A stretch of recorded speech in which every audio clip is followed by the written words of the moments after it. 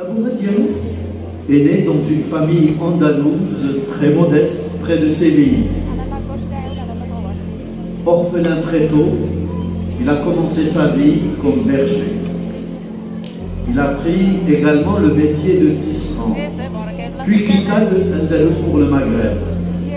À Fès, il fit la rencontre de Ibn Herzéhi, dont il reçut le premier enseignement qui lui toucha l'esprit et le cœur.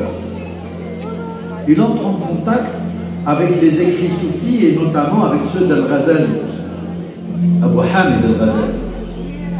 Mais c'est un autre maître, Al-Daqaq, qui va lui donner la licence pour enseigner, la ijaza. Après un pèlerinage à la Mecque, il retourne au Maghreb et s'installe à Bijaya, Bougie, où il dispense un enseignement exemplaire qui le fit connaître du souverain almohade, Al-Mansour. Et celui-ci lui demande de venir à Marrakech, mais il mourut en route, tout près d'ici, en 1197, avant de joindre le sultan, et il fut enterré à Al-Ubbad, ce village de la banlieue de Tlemcen, dont la mosquée porte aujourd'hui le nom. Dans l'un de ses poèmes, Abou Madiane retrace le début du voyage initiatique, le voyage du Mouride. Il dit « J'ai navigué sur un océan de larmes, et le navire et mon corps si frêle. Les vents qui se sont levés à l'heure du départ ont déchiré mes voiles. » Au terme de sa longue quête, le soufi peut atteindre une sagesse qui l'habilite à devenir un pôle, un secours, raïf, pour tous ceux qui s'engagent dans la voie mystique. Voici un poème de proverbes composé par Abou Madiane. Écoutez bien.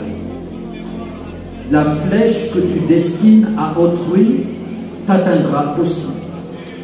Tu cueilleras les fruits de ce que tu auras semé.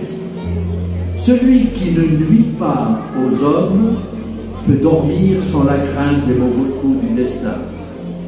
Aucun droit ne cesse d'exister tant qu'il a un prétendant, même si celui se trouve plus loin que le soleil et la lune.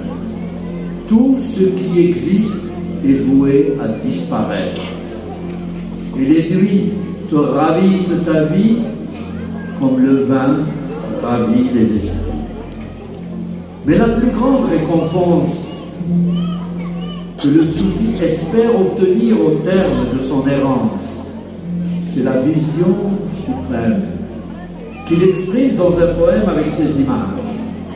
Un astre qui, en projetant sa lumière sur la terre et en apparaissant derrière le noyer et le palmier, cachera par son éblouissante beauté l'éclat du soleil à son lever.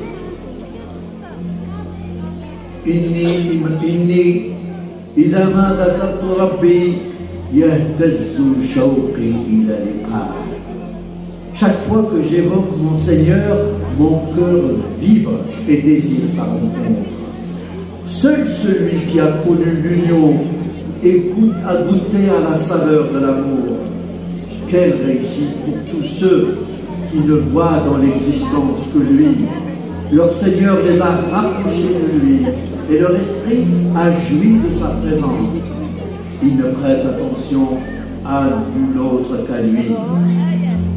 فنزه الفكر في علاه ليس لهم للسوى التفات.